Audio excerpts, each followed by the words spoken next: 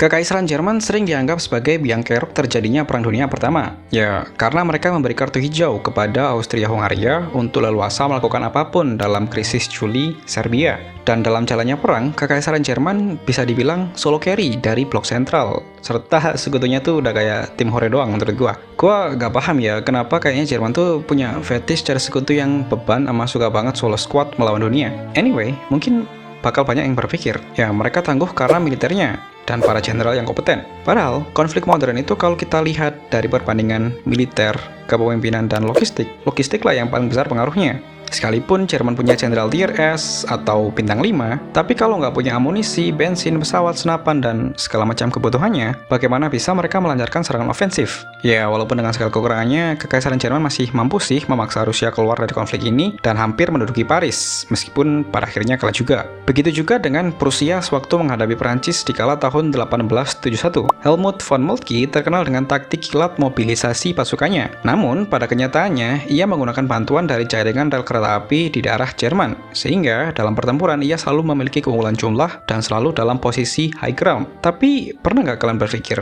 siapa yang membangun infrastruktur tersebut? Dari rel kereta api, pabrik senapan, amunisi, dan artileri. Siapa yang mendanai proyek tersebut? Itulah topik yang akan gue bahas kali ini, yaitu asal ketangguhan industri bangsa Jerman, yang sampai sekarang masih menjadi kebanggaan mereka. Ya, dengan berakhirnya Perang Napoleon, bangsa Jerman pun kini membentuk sebuah forum, yaitu forum diskusi, sekaligus sebuah aliansi pertahanan antar sesama negara-negara Jermanik yang bertujuan untuk menjaga stabilitas dari Eropa bagian tengah. Tapi, jangan salah, meskipun tujuannya terdengar sangat mulia, banyak sejarawan modern mengkritisi konfederasi Jerman ini. Pasalnya, mereka melihat badan ini sebagai kepanjangan tangan dari orang-orang konservatif, orang-orang yang bersifat kedaerahan, dan tidak nasionalis untuk tetap berkuasa. Orang-orang yang menginginkan menjaga status quo dan kedamaian semu pasca Perang Napoleon. Dalam sepak terjangnya, organisasi ini telah membungkam gerakan-gerakan revolusioner liberal orang-orang Jerman yang menginginkan perubahan. Kalau kalian ingat protes di Kazakhstan di awal tahun 2020, perlakuan CSTO terhadap rakyat Kazakhstan ini adalah analogi modern dari konfederasi Jerman ini. Anyway, halangan terbesar internal dari penyatuan Jerman itu seperti yang udah gua sebutin, yaitu penguasa yang kolot, lebih setia terhadap daerahnya, belum lagi terdapat pengaruh asing dari negara besar seperti Inggris, Perancis, dan tentunya Austria. Itu adalah tantangan, sebuah tantangan yang harus dijawab oleh siapapun mereka yang ingin membentuk suatu negara untuk bangsa Jerman. Pada Kongres Wina tahun 1815, dengan ditetapkannya perbatasan Eropa yang baru, berbasis Eropa di tahun 1795, Prusia mendapat sejumlah konsesi wilayah baru, yaitu Rhineland dan Westphalia. Nah, Rhineland-Westphalia ini dengan wilayah tradisional Prusia sangatlah kontras perbedaannya. Rhineland-Westphalia, atau kita sebut saja Prusia baru, ekonomi mereka didominasi oleh industri barang jadi. Sedangkan Prusia tradisional lebih didominasi oleh ekonomi berbasis agraria. Hal ini ditakutkan menimbulkan gesekan di masa depannya, di mana wilayah Prusia baru yang berbasis industri, perpolitikan mereka dikuasai oleh pedagang-pedagang kaya yang berpandangan liberal. Sedangkan Prusia tradisional didominasi oleh Junkers atau bangsawan. Mereka sangat konservatif dan absolutis. Belum lagi, dengan basis ekonomi yang berbeda, otomatis kepentingan mereka pun pasti berbeda dong. Untuk itu, perlu diadakannya pembaharuan administrasi untuk mengintegrasi antara Prusia tradisional dengan Prusia baru. Padahalnya, gua mikir, emang masalahnya di mana? Harusnya bukannya gampang kan? Karena secara teori, dua wilayah ini kan saling membutuhkan. Prusia tradisional membutuhkan barang jadi, dan Prusia baru membutuhkan produk agraria untuk kehidupan sehari-hari. Sampai, kalau kalian lihat di peta, wilayah Prusia ini tidak terkoneksi secara langsung, baik jalur darat maupun jalur laut. Hasil Kongres Wina ini sampai sekarang masih bikin gue bertanya-tanya gitu ya. Kenapa Prusia bisa dikasih dua wilayah yang terpisah satu sama lain? Mungkin bakal gue bikinin video tersendiri tentang Kongres Wina 1815. Anyway, dengan terpisahnya dua wilayah tersebut, artinya barang yang didatangkan dari Berlin misalnya menuju Westphalia harus melewati negara tetangga atau berlabuh di pelabuhan asing, yang artinya lagi mereka harus membayar tarif lewat atau cukai terhadap barang yang mau mereka datangkan. Hal ini membuat Prusia tradisional dan Prusia baru malah terasingkan satu sama lain. Pasalnya, bisa saja produk pertanian yang diimpor dari Belanda harganya jauh lebih murah dari produk pertanian yang didatangkan dari Prusia itu sendiri. Belum lagi, dalam setiap provinsi di Prusia, mereka itu memiliki tarif lokal tersendiri. Saking ekstrimnya nih, terdapat sebuah cerita. Misal seorang pedagang ingin mendatangkan gandum dari Königsberg menuju Köln. Barang tersebut setidaknya terkena pajak 80 kali Bisa bayangin kan betapa sulitnya berniaga dalam kerajaan Prusia, bahkan dalam pasar internalnya sendiri. Untuk menyiasatinya, para birokrat Prusia ini di tahun 1818 menghilangkan dan melarang adanya tarif internal dalam provinsi Prusia, serta memperkenalkan standarisasi dari satuan untuk mempermudah perpindahan barang dari satu provinsi ke provinsi yang lain. Ya, satu masalah sudah teratasi. Integrasi secara administrasi dapat dilakukan dengan lancar, bahkan bisa dibilang cukup sukses. Tapi, problematika utama dari Prusia, yaitu integrasi ekonomi, masihlah menjadi PR besar bagi para birokrat Prusia. Sehingga, solusi kedua yang ditawarkan adalah mereka menyarankan diadakannya sebuah perjanjian dagang dengan negara-negara Jerman lainnya, yaitu sebuah area perdagangan bebas. Jadi, apa sih tujuannya? Dalam area perdagangan bebas ini diharapkan barang yang keluar masuk dari perbatasan negara-negara Jerman tidak dikenakan tarif atau setidaknya dapat menurunkan harga tarif keluar masuk barang tersebut sehingga dapat memberi harga yang lebih bersaing dan menghidupkan ekonomi di sana. Tapi, karena perdagangan bebas juga berarti menghilangkan proteksi terhadap produk lokal, hal ini pun bisa meningkatkan resiko bangkrutnya industri-industri kecil lokal yang biasa saja kalah saing dengan produk asing yang modalnya jauh lebih besar. Alhasil, perdagangan bebas ini pun sedikit mendapat kendala, yaitu dengan sedikitnya minat negara-negara Jerman untuk bergabung.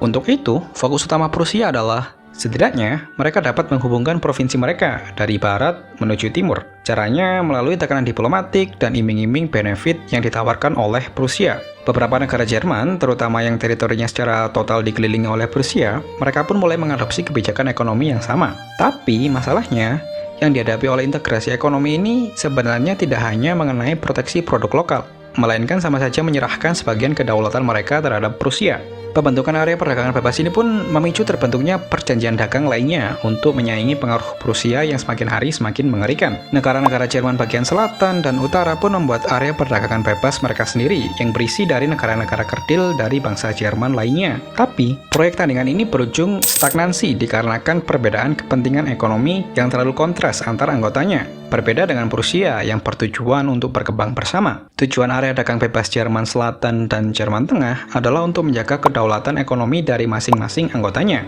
Perjanjian dagang yang seharusnya menjadi stimulus ekonomi sekaligus menghalangi pengaruh Prusia, pada akhirnya malah tidak berdampak apa-apa. Kondisi ini diperkeruh dengan kemenangan faksi revolusioner di Prancis dan jatuhnya monarki di sana, yang mana membuat sentimen anti-konservatif dan proteksi lokal mengalami ketegangan. Faksi liberal orang-orang Jerman terus mendesak pemerintah untuk mereformasi ekonomi dan bisa melihat opportunity yang dijanjikan oleh Prusia.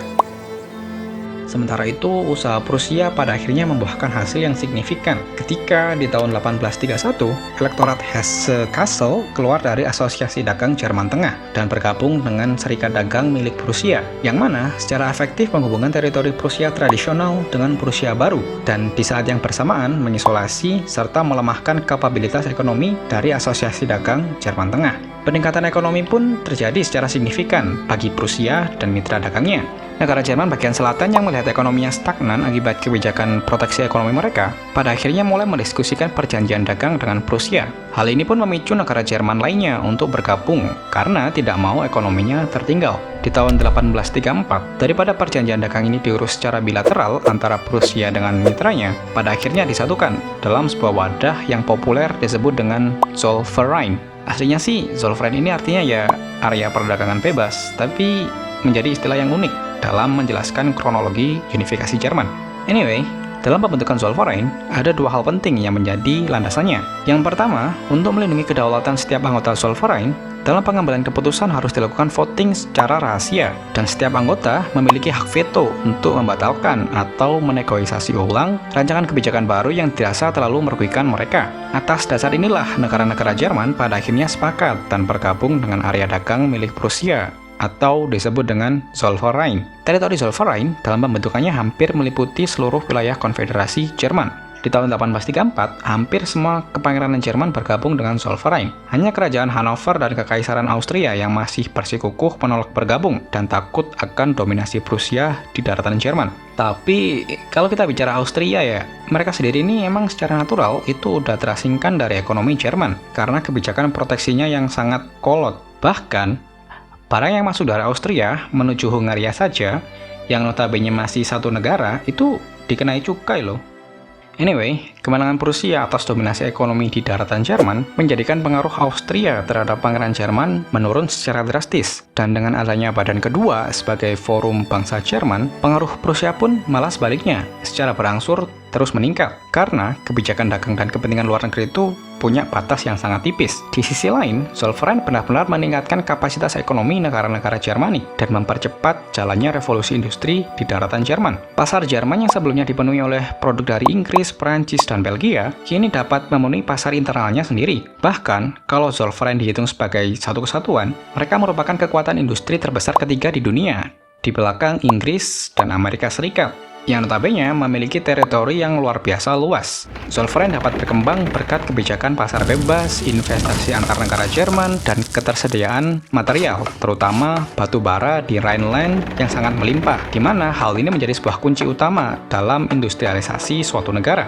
Rhineland, Silesia, Dresden, Saarland menjadi jantung keperkasaan dari industri bangsa Jerman. Dan sebagai gambaran, dalam Perang Dunia Kedua, operasi pengeboman yang dilakukan oleh Sekutu, rata-rata itu mereka menarget kota-kota yang berkembang pada era Zollverein. Tingkat literasi dan presentase masyarakat kelas menengah di seluruh Jerman pun meningkat secara drastis. Ya, walaupun tidak diimbangi dengan kondisi kerja yang mumpuni, mulai dari jam kerja buruh yang tidak terstandarisasi, tidak adanya jaminan kesehatan, asuransi, dan lainnya. Yang mana, sebenarnya, para pekerja inilah aktor utama di balik bersatunya bangsa Jerman. Ekonomi bangsa Jerman yang awalnya didominasi oleh sektor pertanian dan pemerintahan yang didominasi oleh bangsawan konservatif, kini kekuatan tersebut sedikit demi sedikit bergeser menuju rakyat kelas menengah yang progresif dan menuntut hak suara mereka dalam pemerintahan. Serta kebebasan individu untuk berpindah tempat dan berkomunikasi antar negara Jermanik membantu menghilangkan sifat kedaerahan dan menumbuhkan rasa nasionalisme sesama bangsa Jerman. Sebuah rakyat kelas menengah yang menginginkan sebuah negara untuk bangsa Jerman.